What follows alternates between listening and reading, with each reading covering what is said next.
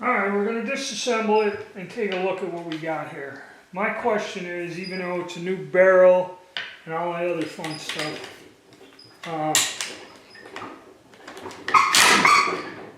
does it have old components in it? Okay, we're clear. We're going to put the gun up on safe because we do not want to pull the trigger inadvertently when we have the trigger group out. Okay, the push pins come out very easily, like they should. Okay, so that's a good sign right there. A little stiff. Okay, we're going to get the stock off, which comes off just like it should, nice and easy. Everything looks good. Don't know if that spring has been replaced or anything. Come out pretty good. There is a way to take the inners out of the pack, but we're not going to do that. So everything looks good here. Fairly clean. You know, no grind, no grit, or evil stuff on there. This is a little stiff here. This it should kind of do that. I think that has something to do with when they redo these. Oh, it's pretty stiff there. Okay. Here's the bull carrying that. 243. 950, everything's mismatched on this, so this isn't a matching parts kit. And if we look on the top, there's a date here. Okay, FMP 1167, so almost a 60-year-old part here. A little oily and grimy, but nothing horrific.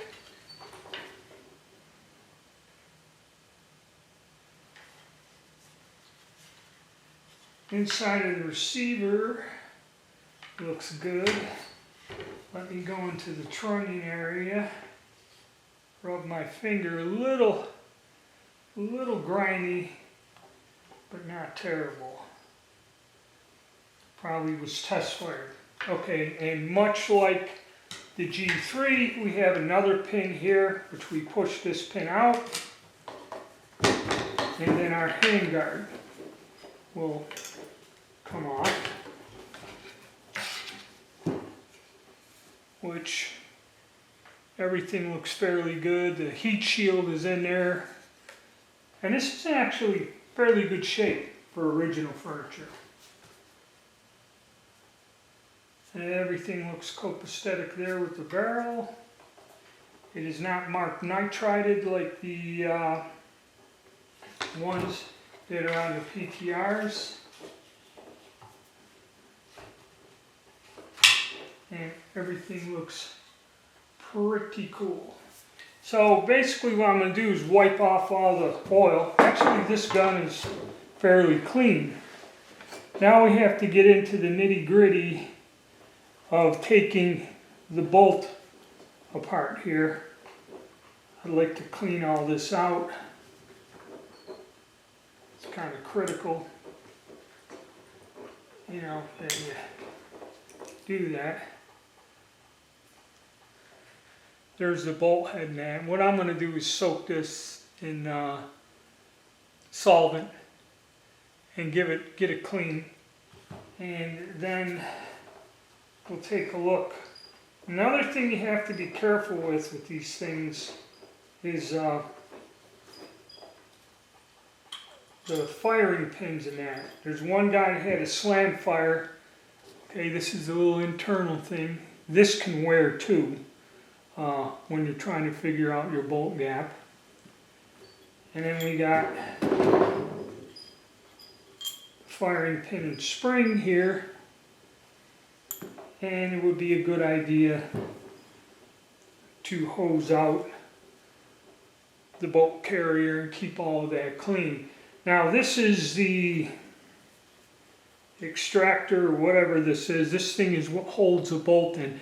I bought a tool, I don't have it, because I realized this is going to be to depress this down. You're going to have to use pliers or something. You can do it by hand, but it's a pain. So having that tool is 25 bucks. You put the screw pressure down, we can assemble this a hell of a lot easier. So I'm going to wait with the reassembly until I get to that part.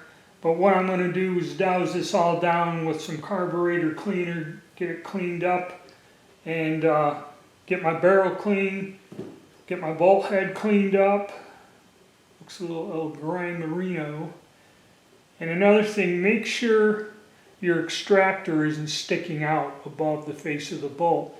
Because how this actually head spaces is this flat surface of the bolt must meet up with the very end of the barrel. And that's it. That should all be set. When they put this together, that's a set size where the cartridge sits, and the chamber should be a set dimension. That's your head space. When you close the bolt and you measure the bolt gap, that's where these rollers are in the recess. That's more of a dwell timing. So this thing works on two functions when you go to set headspace, and we'll talk about that later. But right now I want to get it cleaned, get it prepped so I can get out, get a few rounds through it, and we'll take, start the testing and let the fun begin. I got everything cleaned. It appears they test fired this and didn't clean the barrel out, but I cleaned out the barrel, everything looks good. The chamber, I made sure I wiped off inside the trunnion there where, the roller lugs lock up. And now we're going to get her back together. And the last thing I'm going to do is I'm going to check the bolt gap when we're all done. Now I wiped everything down, wiped all the heavy oil and that off. I put a very, very light coating of a lubricant, okay, CPL, and this goes together quite smoothly and easily, the way it should actually go together. And it lined up right, man. Alright. There we go. Actually, pretty good.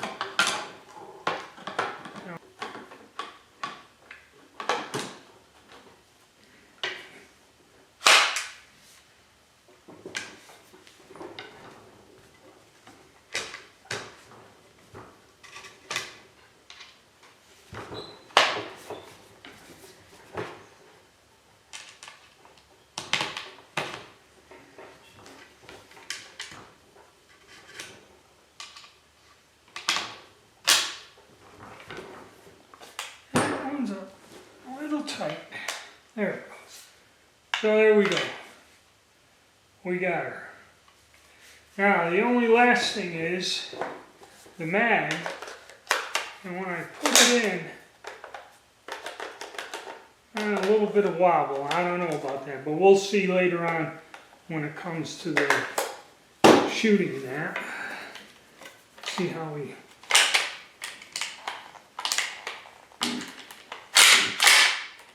You better eat your Wheaties when you fuck with this. Now let's pull the trigger.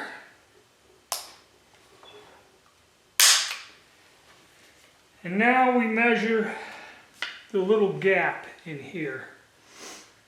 And I'm going to measure this bolt gap and see what it is just out of curiosity. Okay, one thing to mention, when I did check, all the internal parts are marked Heckler and Koch, Coach, whatever. H&K, so it's H&K all the way. Now, the one guy that knew all this, he said that the bolt gap should be between 0.25 millimeters, which is 10 thousandths. I actually went and got feeler gauges that are marked in that. And 0.45 millimeters, which is 18 thousandths. So let's go with 2.5. Very easily goes in there. So let's try 0.3.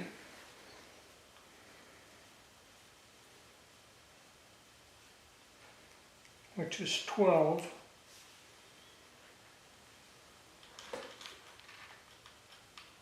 Point 0.3 goes very well. 0.35, which is 14 millimeters. Starting, no, it goes. 0.38.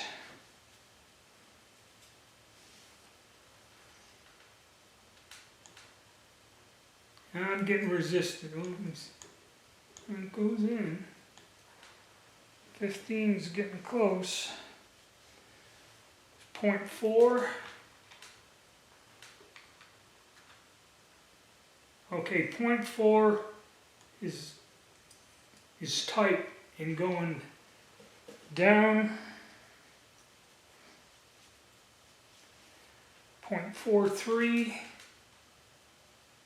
does not go in. So this is gauging actually like a new gun. No wear or whatever. We'll fire it a little bit and see if it settles in.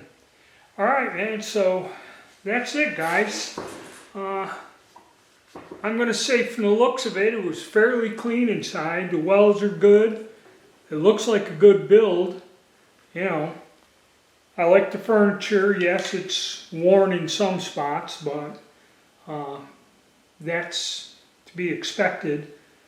And it looks fine. And now we're ready to take it out to the range. So we're going to take this one out to the range and see how she does. Century Arms had a bad rap on some of these earlier versions, but I believe they're pretty much run the bugs out, and this thing looks okay, and we'll get it out there and get it a break-in. All right, fellas, hit the like button, subscribe, and stay tuned.